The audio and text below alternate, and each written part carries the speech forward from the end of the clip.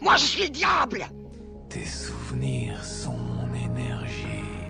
Insolent, sais-tu qui je suis? Les détraqués, ça n'explose pas au premier rayon de soleil, même s'ils sont salement pétés de la tronche. Bonjour à tous, Noël arrive et bien évidemment, s'il y a bien un film à regarder, c'est Gremlins de Joe Dante, produit par Steven Spielberg en 1984. Un film de Noël bien particulier car ce Mogwai, qui rime avec pagaille, devait être un film moins édulcoré et ne pas exister comme nous le connaissons. Alors, bienvenue dans les secrets de Gremlins. Vous êtes prêts? Eh ben ça tombe bien, moi aussi. C'est parti.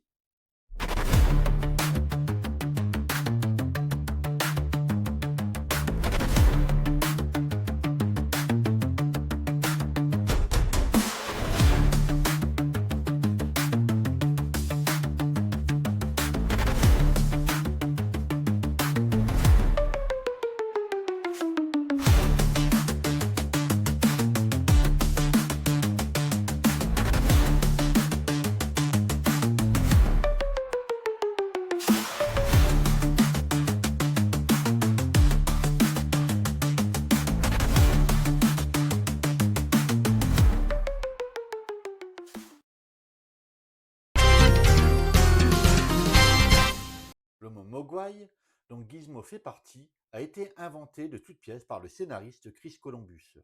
Dans le scénario original, Gizmo devait être un horrible gremlin nommé Strap. Mais Steven Spielberg, le producteur exécutif, a vite compris que le petit Gizmo donnerait de l'empathie et il a insisté que celui-ci resterait une personne centrale, voyant beaucoup plus loin qu'un simple film, ou tout du moins d'un simple personnage d'un film, c'est-à-dire un produit commercialisé donc en peluche ou en jouet, comme l'avait fait son ami George Lucas pour les Star Wars. Columbus a eu cette idée des Gremlins quand il habitait dans un appartement mal famé, grouillant de souris.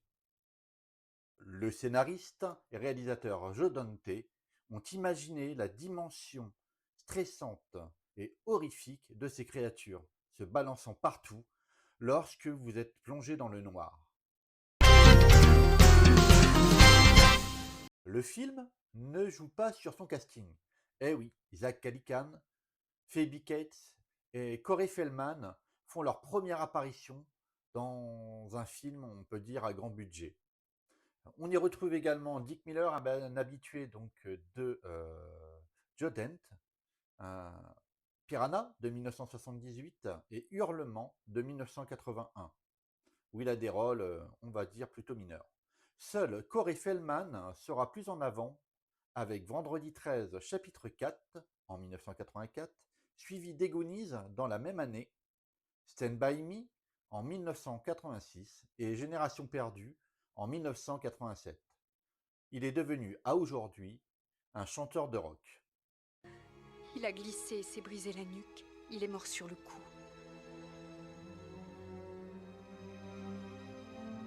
C'est là que j'ai compris que le Père Noël n'existait pas. Cette scène ne devait pas être dans le film. Le studio détestait cette idée d'enlever tout esprit de Noël. En racontant cette histoire, Steven Spielberg n'était pas emballé, mais Joe Dante a insisté, et du coup, ils l'ont gardé.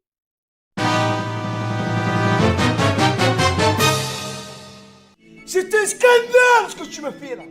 C'est scandaleux, hein? Même si Gremlins reste un des films préférés de la famille pour cette période de Noël lors de sa sortie en 1985, il a provoqué cependant quelques polémiques en jugeant ce film trop sombre. Sans le vouloir, Steven Spielberg amène la colère des parents, et oui, déjà avec son Indiana Jones et le Temple maudit, et ce Gremlins. Pourtant, ce film était tout public, tout du moins les deux.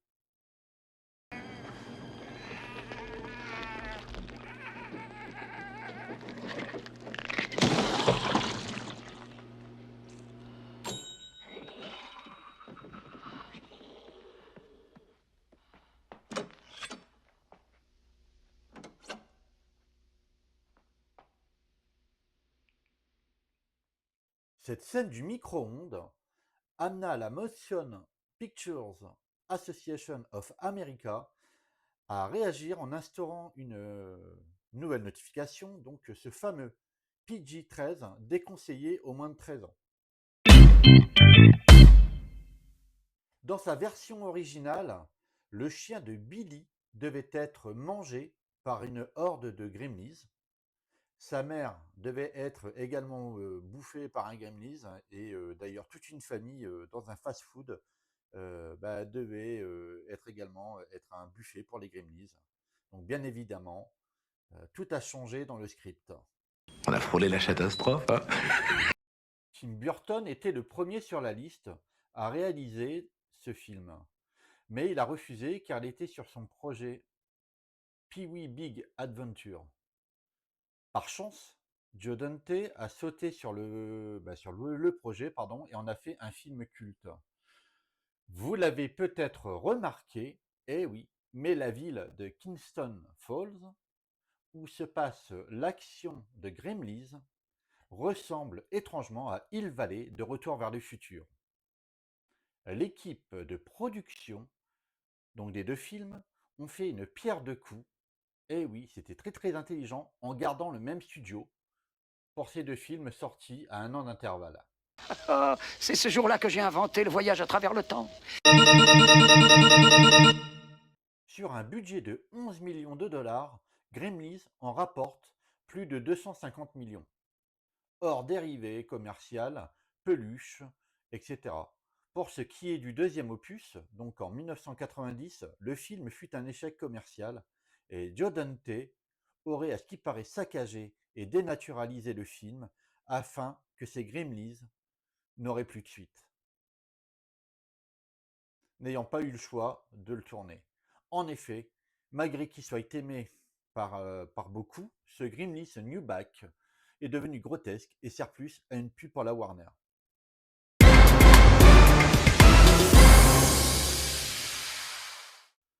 Voilà, c'est fini. J'espère que cette vidéo vous a plu et que vous avez appris quelques petites choses. Donc, après ce qui est du Gremlins 3 qui va sortir, je crois, dans 2 ans, je pense que ça va être un véritable fiasco. De toute façon, on va pas être content parce que si c'est pas d'animatronique, ça va dénaturaliser le truc. Et si c'est en CGI, on va pas aimer parce que ça va être de la merde. Donc, je pense qu'il aurait dû rester là, c'est leur script à la con, là, hop, en dessous du tiroir et fermé à clé. Enfin bref, comme qui dirait notre inspecteur Harry. Vous savez, les avis, c'est comme les trous du cul. Tout le monde en a un. Voilà, cette vidéo-là touche vraiment à sa fin. Donc, je vous souhaite de passer un très beau réveillon de Noël. Encore merci beaucoup. Hein, quand je pense qu'il y a à peine un mois, j'étais à 2-3 abonnés et là, j'y suis à 30. Donc, honnêtement, merci du fond du cœur. Et il me reste plus qu'à vous faire de gros bisous. Ciao, ciao. Et je vous dis donc à l'année prochaine. Et bien que peut-être entre deux, hein, il y a une semaine pour retravailler éventuellement sur une... Mais qu'est-ce qui se passe?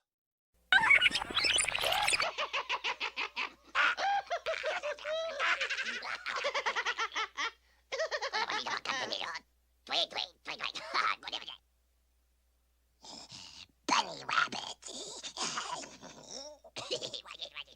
What's going on? Here we go.